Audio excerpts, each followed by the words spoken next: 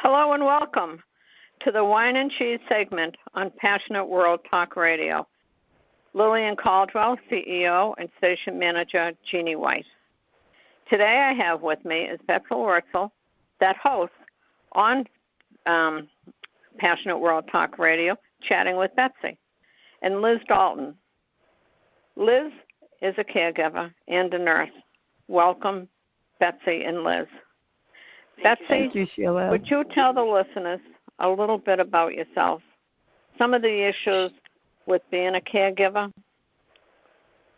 Sure. Thank you, Sheila, for having me on Whine and Cheese. It's a pleasure to meet Liz, both very strong women who I admire. And thank you for what you both are doing to raise awareness on nurses and violence.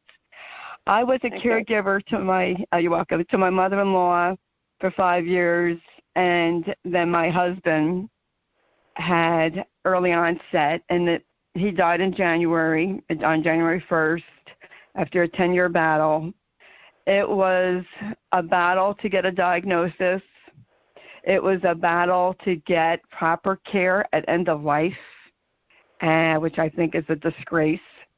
And everybody's experience is different. I had the mindset, Sheila and Liz and listeners, that I was going to make it through this.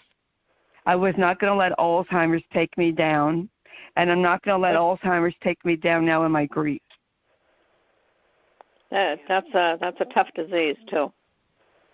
People don't understand that.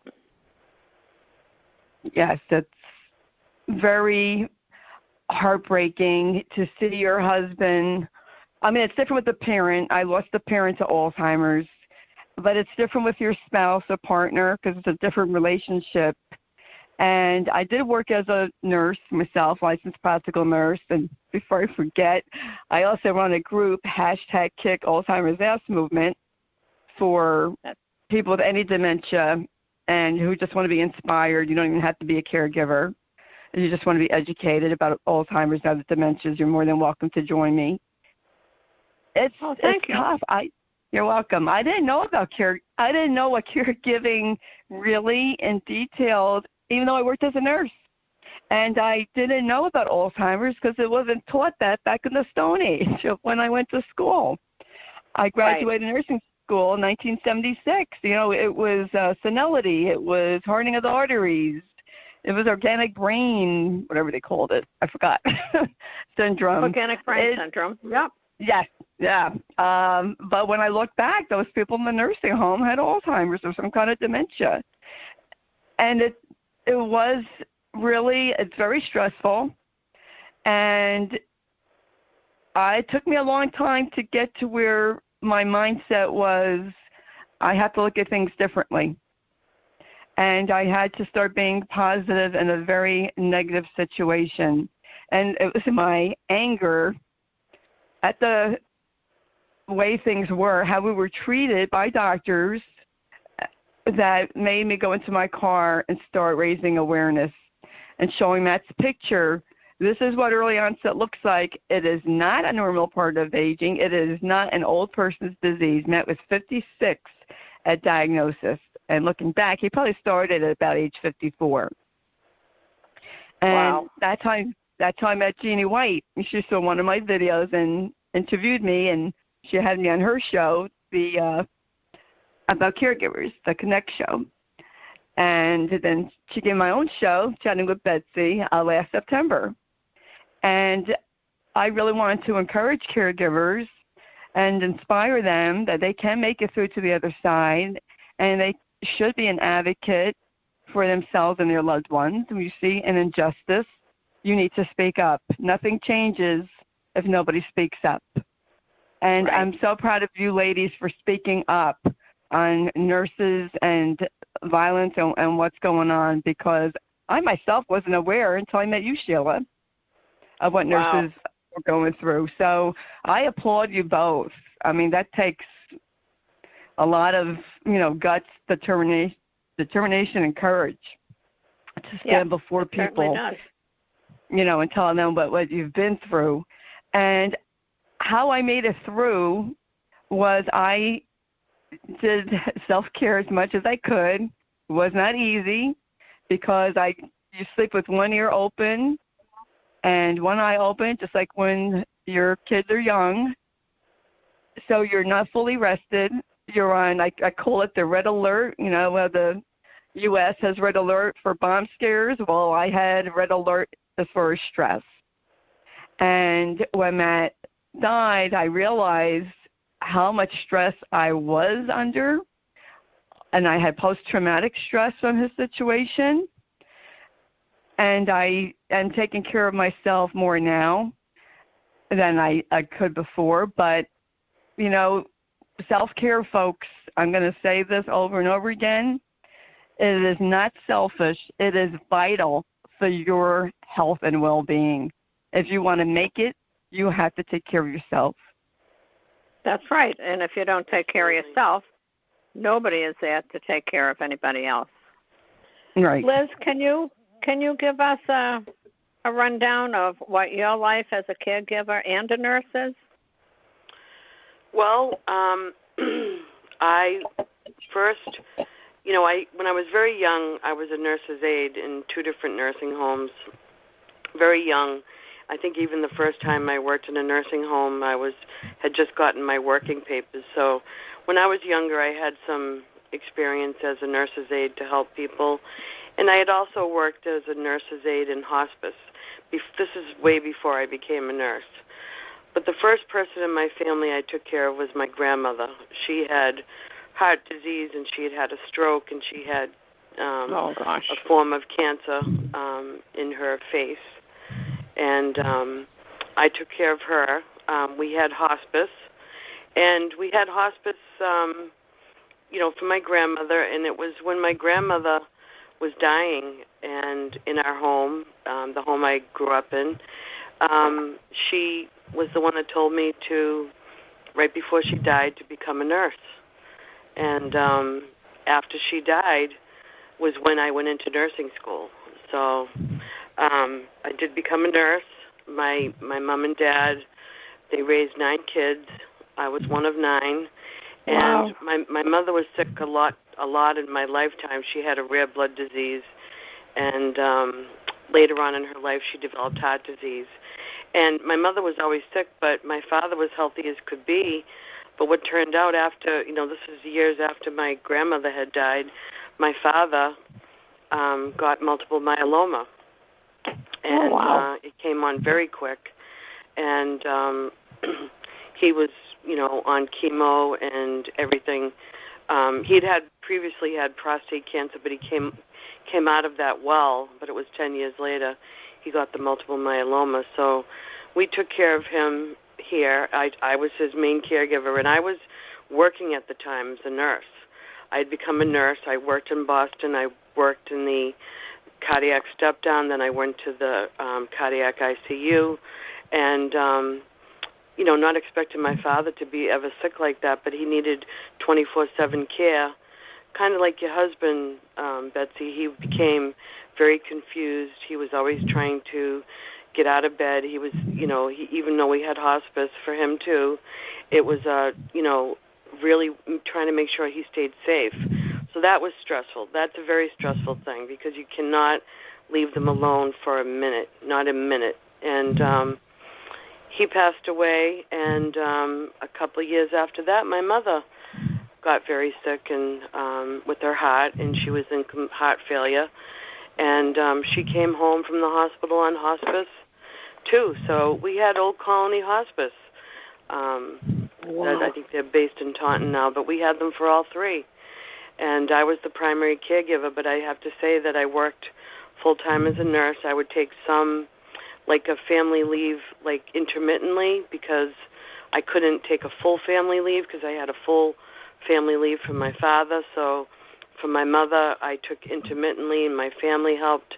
But I was mainly the one that did all the care, the bathing and turning, and especially at the end of life care, administering the morphine or the Ativan, and trying to let them have a comfortable death without struggling to breathe, which is very difficult. So I was doing pretty much everything. And at the time, I was a single parent as well, so I was a busy person, busy. And that sounds just. But I have to say that, you know, I initially went into nursing because of what I wanted to do for my family. And then when I went into nursing, I can tell you with all honesty, every patient that I ever had, I treated them like they would be from my family. What would I do for this patient if this was my mother or sister or father or anybody? That and I did that. I gave so much compassion and technical care because I was an ICU nurse, and I just have to say that I gave it my all. But I have to really think back that I really didn't take care of myself. You know, I didn't. How could I didn't you? know how to. I knew how to take care of everybody else. And what happened to me in my nursing career after, 24 years, I had been assaulted at work at my job from a family member. And this family member of your patient? Yes. Okay. And this individual had a weapon, and I have never been the same since. I had to leave my job. I couldn't. I've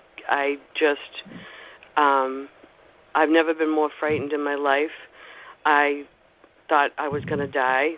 I thought he was going to kill me, and I don't think I'm ever going to get over it. I really don't. I experienced PTSD.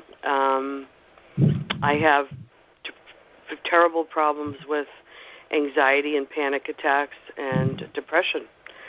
So, I never thought I would be in this position at this age now, because now I'm 58 and I would be going into that part of my life where I'm thinking about retirement and what I'm going to be doing later on. But I really, even before this pandemic, I couldn't leave my house.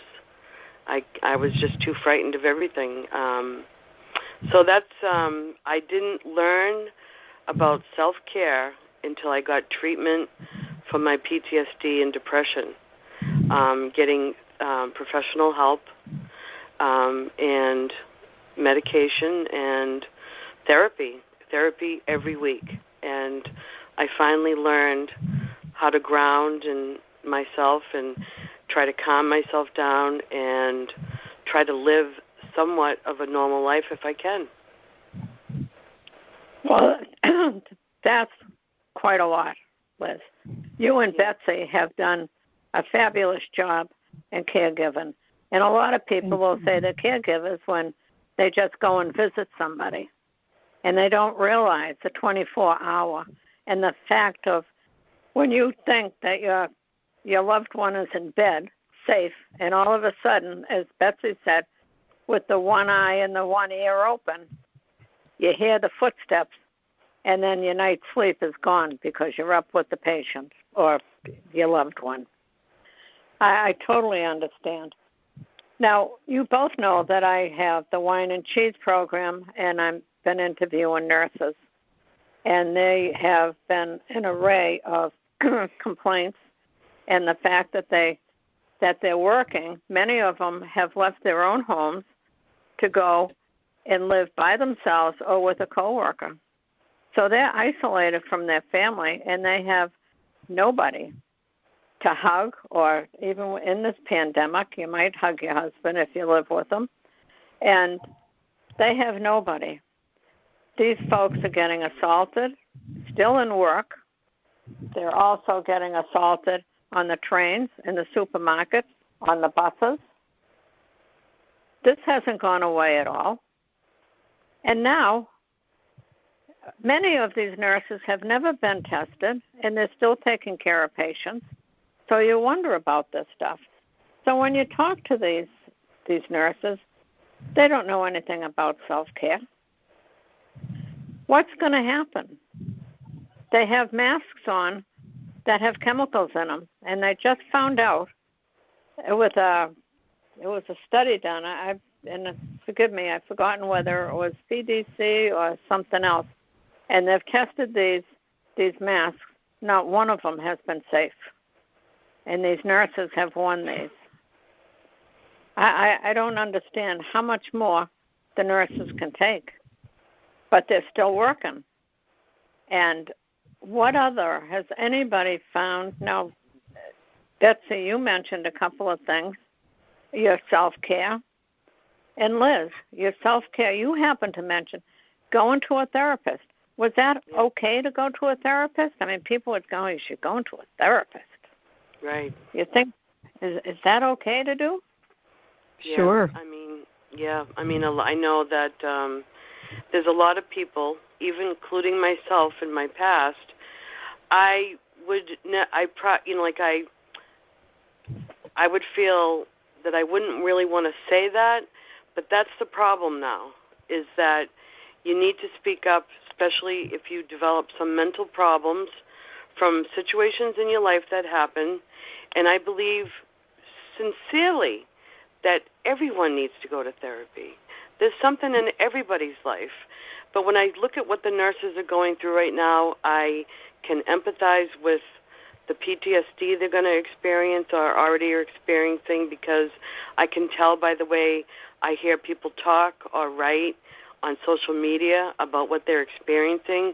And there's a lot of pain that they're experiencing, and fear and panic, and they need help with it. And therapy is very good, and it's nothing that you should be ashamed of. You know, we're all strong people at times in our life, and I find nurses to be super strong. You know, there's superwoman, there's supermen, and they take care of so many people. They take care of their family. That's kind of the way people look towards nurses. When you have one in your family, everyone calls the nurse. You know, and the nurse will come up to the the podium and tell you exactly what you need to do. And mostly they say, go to your doctor. Because I'm not Dr. Liz, you know what I mean? I can tell you what you should do, but the first thing you need to do is get a doctor and get some help through the doctor. But that's right.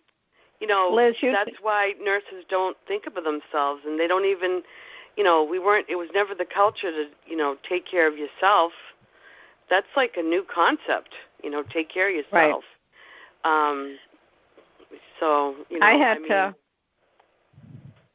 I had to go to counseling because this woman had brought in a child that was dead, and I kept hearing her footsteps over and over and over again, and I couldn't get that out. Every time I went out to triage, I could almost see her, visualize her coming in with this child in her arms, and it was the best thing that I ever did. Even the therapist tried some tapping on me, and that kind of worked. And that was So, Betsy, did you try any therapy? Oh, yes. I went to therapy when therapy wasn't cool back in the 70s. I had depression as a teenager, as a child and as a teenager due to my environment. And I went to therapy when it wasn't cool back in 1974, 75. And Liz, we're kindred souls, as I worked at a nursing home when I was a teenager.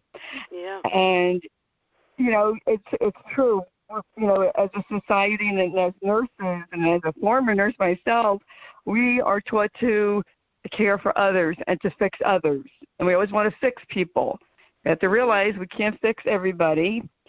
We need to concentrate on ourselves. When Matt, I'm going to say about 5 years ago, when Matt was starting to progress, I had much difficulty accepting it.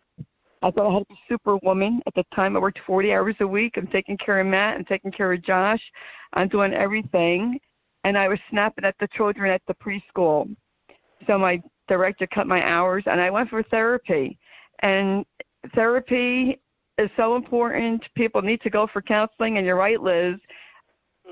We all need to benefit from therapy. There's nothing wrong with that, and especially men. Men, it's looked down upon if they go for help. And that stigma has to stop. The Absolutely. stigma about mental health issues has to stop. I suffer from post-traumatic stress disorder from my mother-in-law and from Matt. It was not recognized with the therapist I went to, let me say about 16, 17 years ago. It was recognized when I went 5 years ago, and it is recognized now. I go for grief counseling now. The hospice group, they had the one bereavement group, and then it was canceled for the pandemic, and I never heard from them. They never checked on me. I called them twice. They never called me back. Wow. Yeah, that hospice was, I'm sorry to say, really was a disgrace. And they didn't believe, Matt was dying. And I just want to, tell people, you have to go with your gut instinct, no matter what they say. Yep. If you know something's wrong with your loved one or yourself, you have to speak up. And you do. I go for therapy. Yeah, I mean, I go, and, some people journal. I'm not a journal person. I highly suggest meditation. YouTube has a lot of different meditations that you could play while you're sleeping. Self-care doesn't have to be expensive. Not everybody could go to a spa. Not everybody has time. Deep breathe. Go into your bathtub. Take a nice relaxing bath if you can. I mean, it was really hard at the end because Matt would be screaming for me. But try to even take 2 minutes. Deep breathing is so important. Yeah. Just you're to absolutely visualize. right. Yeah, Betsy, just to visualize. There was a nurse that I worked with, and her name was Lance, and she was into yoga. And she looked like a yoga person, tall and straight, and I always admired her. And she always would say something that was kind of profound, and in the mix of all of what's going on in the ER, you kind of keep that one thing in your head. And one day I was so overwhelmed. I must have had 6 patients, and I was just running from one to another, and it was just worse. And I caught Lance out of my eye, and I went over and I said, "Can you tell me something, just something that will work in 2 minutes?" And she gave me an exercise that was absolutely, you hit your left knee. Just pick your left knee up, you hit it with your right hand, and you go back and forth. And within like a minute and a half, I was so concentrating on trying to do that exercise, I was totally great. Now my heart rate went down a little bit.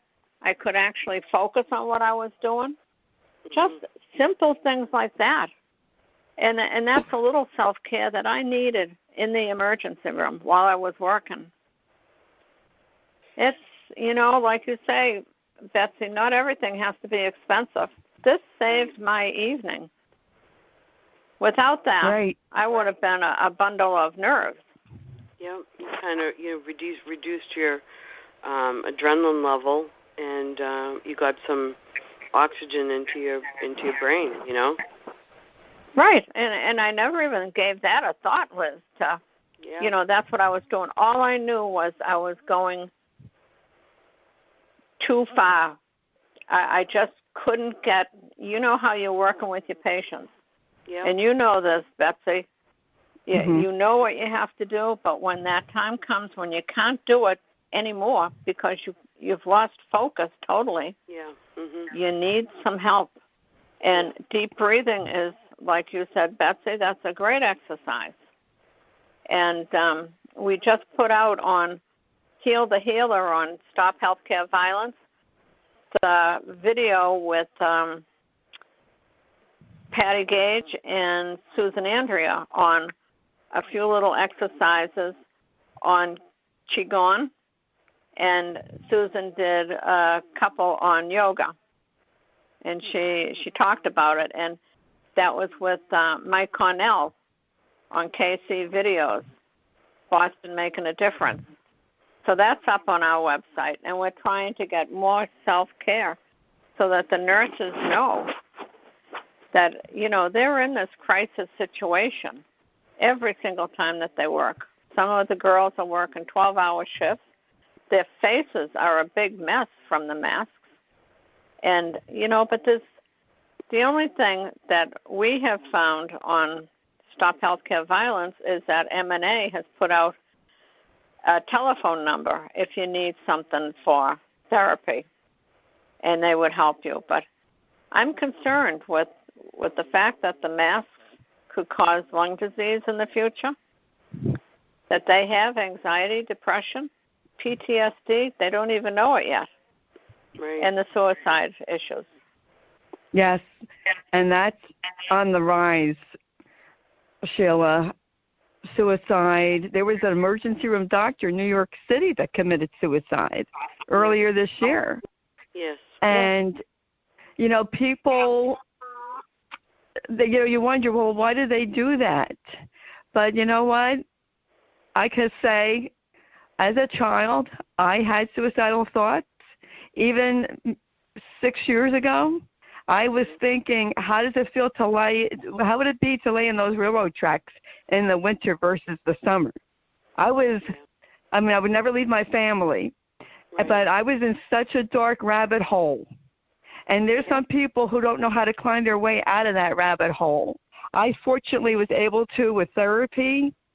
I didn't take medication, but there's nothing wrong with taking medication if that's what you need. There's nothing wrong with going to a therapist if that's what you need.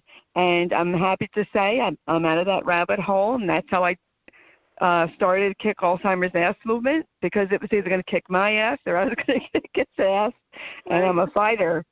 And this is why I do what I do. I want to help people. Nobody should ever feel alone in any crisis, in any situation.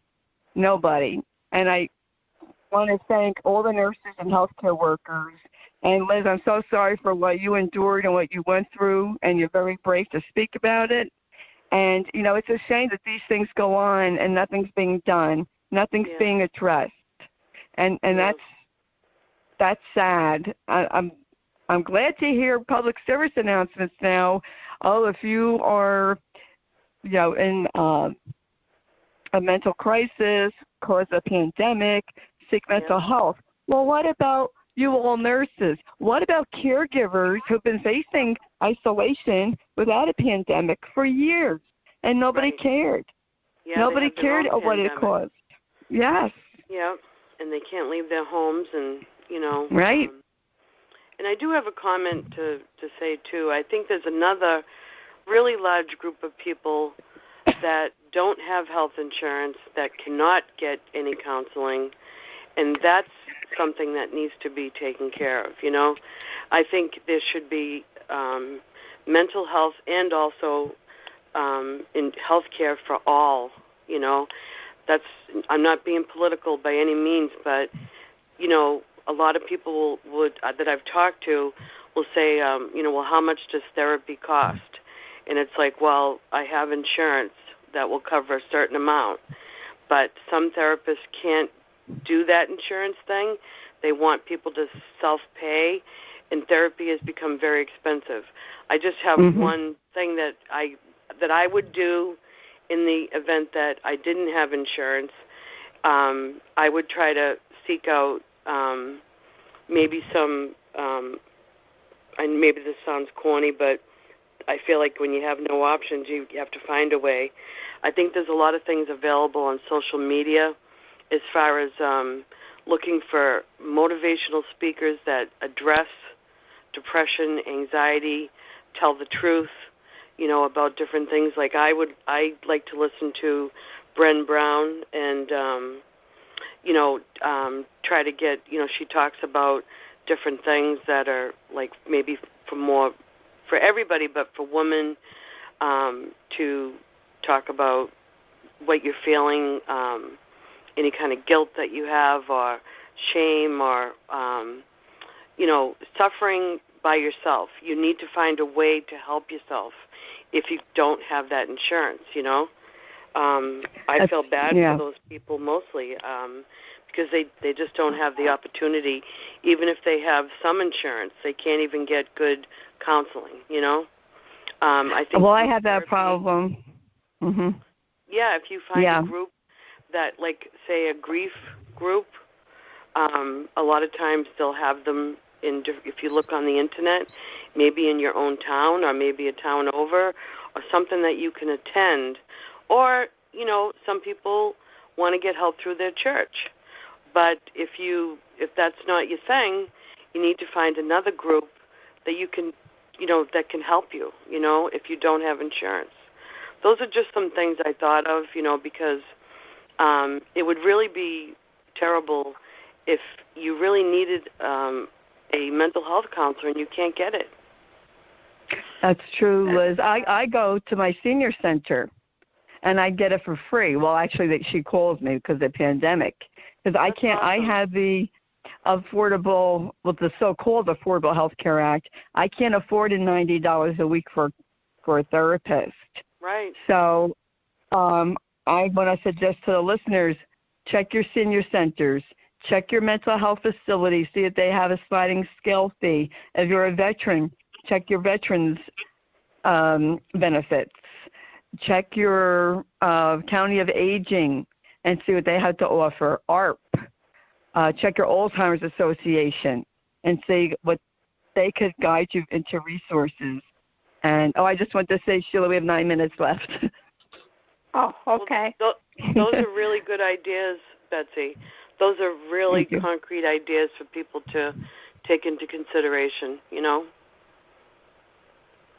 They're excellent ideas. That's just to even go. And, as we said earlier, there's nothing wrong with talking to people. Even if you had a group of friends that you could talk or FaceTime on the computer and say, hey, I'm really down today. Maybe one of your friends could lift you up that knows you. But this is what's happening. And a lot of, just in my own opinion, I don't think a lot of nurses are going to realize what's happening to them until after the fact. And, once the pandemic dies down, and, when I took care of my mother, and she was in a wheelchair, and she was here at my house, which I have up and down stairs, which meant, we had to walk her up the stairs, much like you must have done, Liz, unless you had your bed. I was able to get a second-hand chair stair, that goes up and down, and because they're very expensive. But if you look around, and it actually turned out to be fine, and it was less than half of the price of what a new one would cost. But now my sister, who I take care of now, who had a head injury, I take care of her now. And she was hit by a car when she was 15, and she's 55 now. So my parents took care of her, and then I took over, and we live together, and I take care of her now, and but she's a joyful person. Her head injury caused her to be the most positive person in the world. You never hear a bad thing out of her mouth, Never complain. And I know MJ, and she is. She's an absolute delight, happy as can be.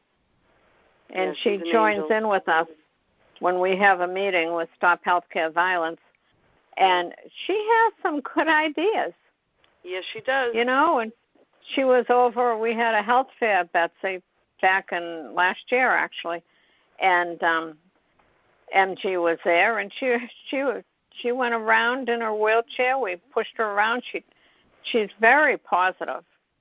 Yeah. Unbelievable. Listen to, if you take the time to listen to a disabled person, they have a lot to offer that you don't realize until you take a moment to sit with them and let them talk to you and let them share what they've been thinking, because a lot of times they get overlooked because of their disability, not on purpose. It's just kind of a thing that people do, But my sister here, she likes to get the attention, so she'll pull you right over. Well, I'm going to tell you this quick little story. I had somebody watch my mother while I was working, and I don't know if this happened to you, Betsy, is that people might come in the house to see her, but they really never talked to her. They always wanted my attention. And so it was like I had to entertain the company that was supposed to be entertaining my mother. So it ended up that I always watched this Leslie Sanford, who was, I think that's her last name.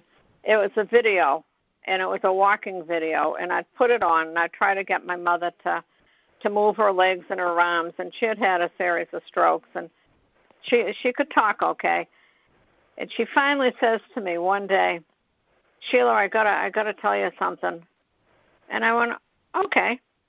And so we waited a few minutes, and she's looking at me again. I got to tell you something right now. And she said, you see that one? We had the video on. And she said, see the one in the red pants? And I said, yeah.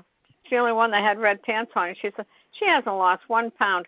And all the time that we have been watching this, and I thought to myself, I had never given it a thought that she didn't realize it was a video. And I'll never forget that statement. And it was something for me to remind myself not to just assume that she would know that it was, she must have seen me putting in the VCR tapes, but she didn't understand that.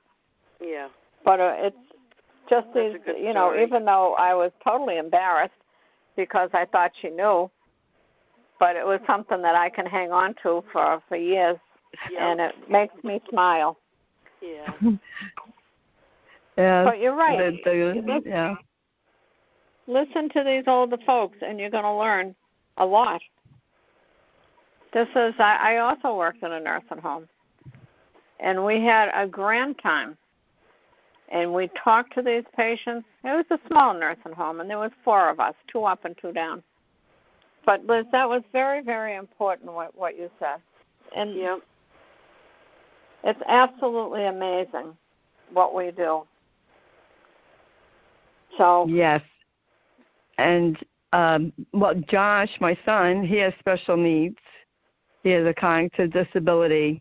But you know what? He had so much compassion for his dad. He was so patient with his dad. He took care of his dad. And he understood more about Alzheimer's and so-called intelligent people. Wow. That's amazing, yeah.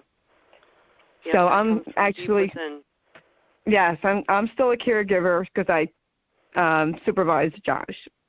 Yeah. So I'm still a caregiver. Of course. I think we'll always be caregivers, Yes. Yes. God bless you, Liz. Thank you. The same for you. Thank you. I can't wait to hear your podcast. And are you still doing it, your podcast that you do, Betsy? Yes, I'm still chatting with Betsy.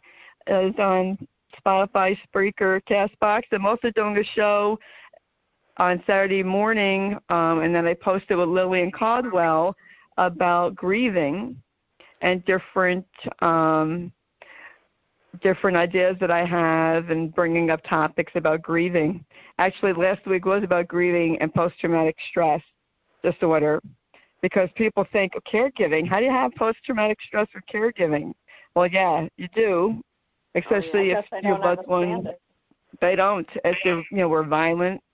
But I do have post-traumatic stress syndrome from seeing Matt suffer and die. Yes, I've seen people die. I wrapped up bodies myself as a nurse, but to see Matt in that body bag, that just did something to me. Absolutely. And and I think a lot of people need to hear this now. The grief that they're experiencing with the COVID patients dying, and the families not even being able to see them, and this is like a phenomenon that's never happened before. Yes. You're right. I think our time must be very close. 1 minute. Mm-hmm. Okay. Yes. Betsy, can you again say how people can get in touch with you? Sure. I have my own Facebook page, Betsy Wurzel, Wurzel. Also through Passionate World Talk Radio, chatting with Betsy, and come join my hashtag Kick Alzheimer's Ass Movement. Thank you. Thank you, Sheila. You're welcome. And I'll say thank you again to Lillian Caldwell and Passionate World Talk Radio, and Jeanne White, who does our blogs, and she produces these shows. And thank you again, Jeanne, and thank you, Betsy and Liz. You can get in touch with stophealthcareviolence.org.